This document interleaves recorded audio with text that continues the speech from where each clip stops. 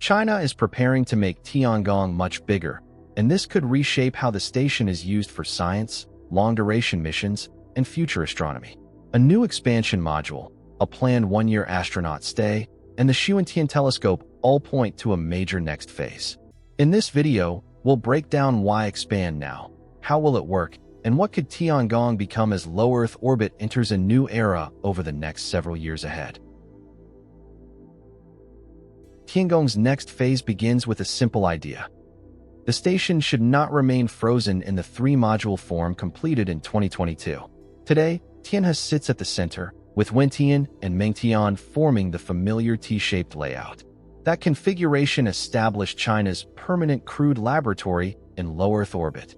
Now, Chinese space officials are preparing a new multifunctional module in the 20-ton class that would attach to Tianhe and change the station into a cross-shaped complex.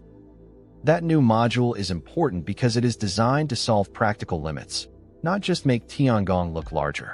It is expected to provide additional docking ports, another hatch for activities outside the station, more storage, and greater room for scientific equipment.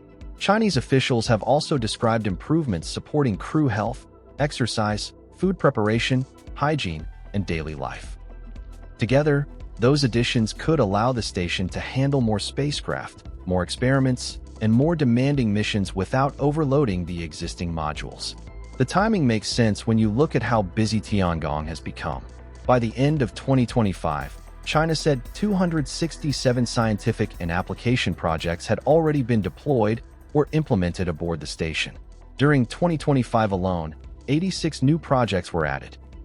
More than 1,100 kilograms of experimental hardware and samples were sent to orbit, while the station generated over 150 terabytes of scientific data. Those numbers reveal the real reason expansion matters. Every new experiment needs power, storage, crew attention, data links, equipment space, and sometimes access to the station's exterior. Visiting crew and cargo spacecraft also compete for docking opportunities. So the station's growth is being driven by use. That flexibility matters in orbit, where adding capability after launch is difficult. A modular hub gives planners options to adapt Tiangong as research priorities, visiting vehicles, and crew requirements change. And the most interesting feature may be what this module enables next. It could act as a connection point for additional modules later, meaning China is not simply adding one more compartment. The strongest argument for a larger Tiangong is already unfolding inside the station. Shenzhou, 23, launched on May 24, 2026, carried Zhu Yangzhu, Zhang Ziyuan, and Lai Kaiying to begin a mission packed with research. The crew is supporting more than 100 new science and application projects across several fields, showing how Tiangong's workload is expanding. The experiments are unusually broad. They include space life science, materials research, microgravity fluid physics, aerospace medicine, and new space technologies. Specific studies involve zebrafish embryos, mouse embryos, stem cell-derived embryo models, rare earth alloys, high-entropy materials, and a new type of space energy storage battery.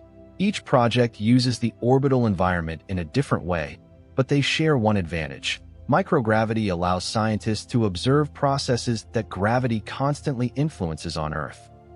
That can reveal how living systems develop without normal weight bearing, how fluids move when buoyancy behaves differently, and how materials form when settling and convection are reduced. Not every experiment will produce a dramatic discovery, but together they build a detailed picture of how biology, physics, and engineering change in space. That knowledge becomes more valuable as missions become longer and more complex. The most important human experiment may be time itself. One Shenzhou, 23 astronaut is planned to remain in orbit for a full year, making this China's first one-year orbital stay experiment. Tiangong crews have usually worked on roughly 6-month rotations, so extending one astronaut stay provides a new test of human adaptation over a much longer period. Recent mission updates describe brainwave monitoring, emotional state assessments, emergency decision-making tests, radiation-related work, and studies of physiology and behavior. Researchers can use those results to evaluate medical support, protective measures, work performance, and psychological resilience during extended missions. This is where the expansion plan connects directly to the science program. A station supporting longer stays and more advanced experiments needs additional living support, equipment capacity, and operational flexibility. Tiangong is no longer proving that China can maintain a crewed station. It is testing how much science and how much human activity that station can sustain. Xuntian could become the feature that makes Tiangong's future architecture distinctive. China plans to launch the Space Survey Telescope in 2027. Instead of remaining permanently attached to the station, Xuntian is designed to fly independently and return to Tiangong when servicing, refueling, maintenance, or upgrades are required. That arrangement solves an important problem. A crewed station is full of movement. Astronauts exercise, fans run, pumps operate, spacecraft dock, and equipment creates small vibrations. Precision astronomy benefits from a quieter environment, so allowing Xuntian to observe away from Tiangong should reduce those disturbances.